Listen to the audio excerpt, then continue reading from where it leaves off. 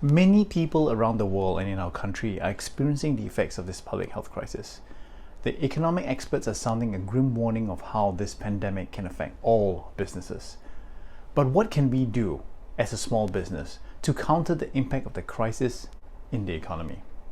In this video, I explore with you how we can proactively respond to the impending effects of this crisis. My goal is to encourage everyone to start having this conversation today and begin finding answers to the questions of how can a small business owner respond to the effects of this crisis and support each other in such uncertain times. I'll be right back.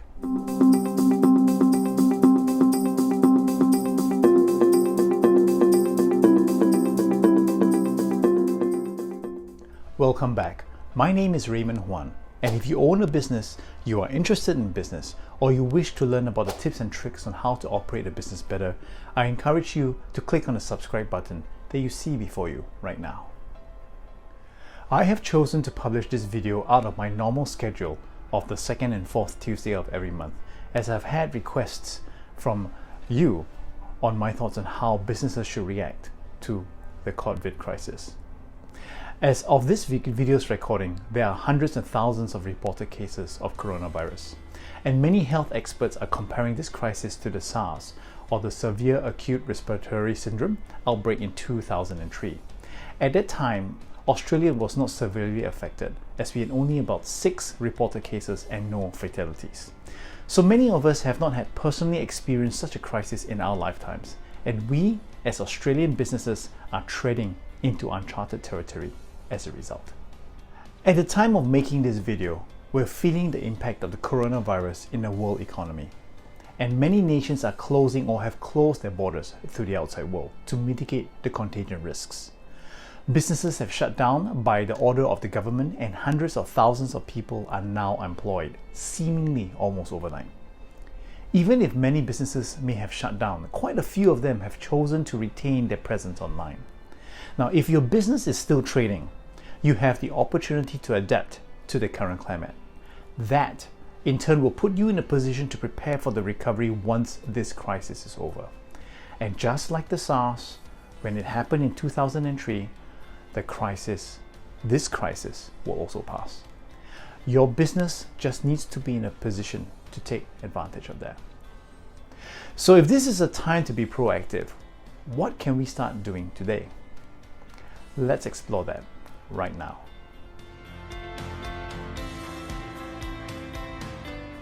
Everyone is likely to be feeling the effects of this crisis, some more than others. And this is the best time to get in touch with your clients to see how they are faring right now. Acknowledge that times are tough and emphasize with their current situation. Let them know what you're doing today to help minimize and mitigate the risks. For example, if you run a restaurant or any food-related business, show your customers how you are protecting your own staff and what new measures you're putting in place to stop the spread of the virus.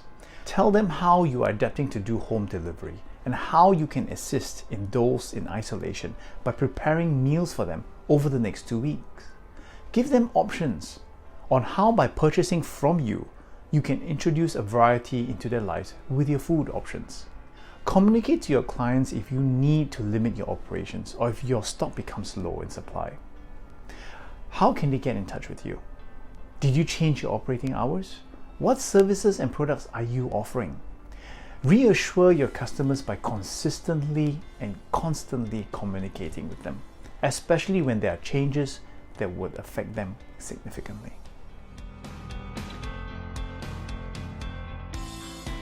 They call this the age of social distancing. Social distancing means deliberately increasing the physical space between people to avoid spreading illness. A recommended space between individuals is recommended to stop the spread of the virus, and this is the reason why in many parts of the world, large events like concerts, conferences, and shows are being cancelled to discourage the mass gathering of people.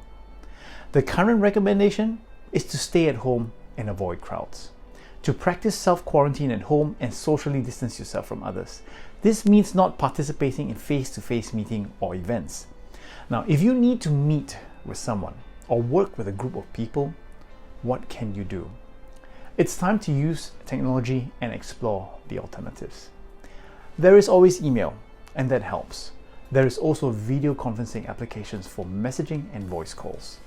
If you have to call off a meeting which is face-to-face, you can set up a video conference call through Skype, Google, Hangouts or Zoom. And in case you need to work from home, you can still track teams and tasks and projects virtually through productivity tools such as Monday, Asana and Trello. There are many apps available in the market today. Some have free features while others have other features available for a fee. If you've always wanted to learn something new and explore these apps, now is the time to do it. Here are some examples of what people are doing across the globe in response to the call for social distancing. In some places like the United States, the governments are partially shutting down restaurants to discourage people from gathering in large groups. Restaurants are keeping their kitchens open by encouraging people to order takeout, curbside pickup, or delivery. Many international conferences have also been cancelled. Organizations are instead holding virtual conferences where people can participate by logging online. Many companies have encouraged staff to work from home. Your organization may have done something like that, and they're using the communication and productivity apps that I've mentioned to catch up and keep track of progress. The entertainment industry is one of the hardest hit by the coronavirus. Many concerts and music festivals have been called off, and as an alternative, many artists have gone to social media such as Instagram and Facebook to hold virtual live concerts. Other professionals like chefs, marketing professionals are offering free virtual workshops. Necessity is the mother of invention. There is a need today to rethink traditional business models to fit the conditions of this crisis. Those who are able to adapt are in a better position to overcome the challenges. This is a time to get those creative juices going and to revisit your business plans. Who knows, your creativity might lead you to a business model that will bring and propel your business in growth once this crisis is over. The government has just announced a stimulus package for the Australian economy, which provides supports for small businesses, amongst many others who will be or are already being affected by this pandemic. Contact your accountant and explore what is available to your business and how that would impact you directly.